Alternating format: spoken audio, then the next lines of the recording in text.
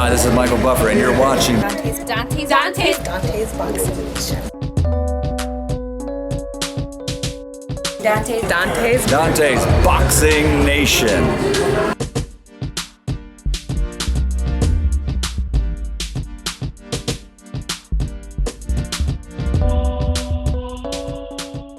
Dante's Boxing Nation, what's going on, guys? So congratulations to Chris Eubank Jr. He just knocked out another foe, knocked out Doran in the 4th round. Looked pretty good. It was an undefeated fighter, but we all know it wasn't a super tough challenge. It was just Eubanks getting the job done so that he can move on to bigger and tougher challenges like Gennady Golovkin. You have to really commend Chris Eubanks Jr. when you think of fighters like Canelo Alvarez that wasn't willing to get in the ring with Golovkin. And when you think of Chris Eubanks, he's the complete opposite. He's begging for the fight with Gennady Golovkin, and he just might get it next. According to his promoter, Eddie Hearn, they're negotiating the fight as we speak, and a deal could be reached by next week.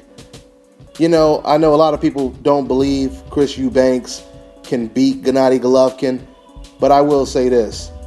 I'm just elated that we finally have someone who is picking Golovkin as opposed to Golovkin always picking his opponents. So that's what makes this a better matchup for Gennady Golovkin as opposed to his previous opponents. Now, when it comes to Chris Eubanks' chances of winning this fight, I believe he has a very good chance of winning this fight, as long as he stays off the ropes and he doesn't back up. Now, we already know Gennady Golovkin has a whole bunch of weapons that's going to give Eubanks problems.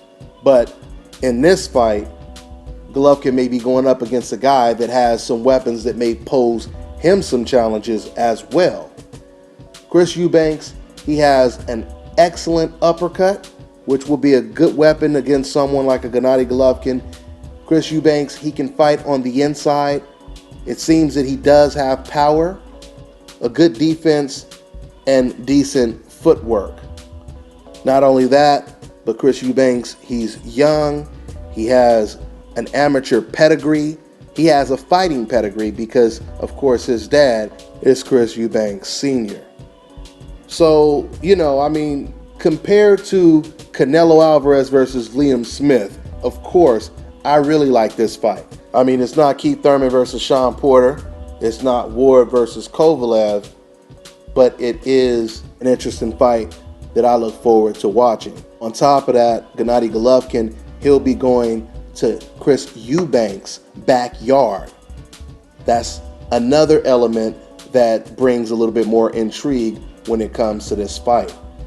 When I think of Gennady Golovkin going over to the UK to fight a very popular fighter like Chris Eubank, it kind of reminds me of Ricky Hatton versus Kostya Tszyu. Now, I'm not trying to compare any of these fighters style-wise, but I remember when Ricky Hatton was undefeated and he fought Kostya Tszyu. Kostya Tszyu was considered pound for pound number 3, the best fighter in the world at the time, and he was a good favorite to beat Ricky Hatton. So not only is Golovkin going to be a huge favorite to beat Eubank, but he's also going over to Chris Eubanks' backyard, just like Kostya Tszyu did. And just in case you don't know how that Kostya Tszyu versus Ricky Hatton fight ended, it was a huge upset. And Ricky Hatton, he TKO'd Kostya Tszyu. He forced Kostya Tszyu to quit on his stool. That's pretty much all I got for now, guys. I'm on to the next one.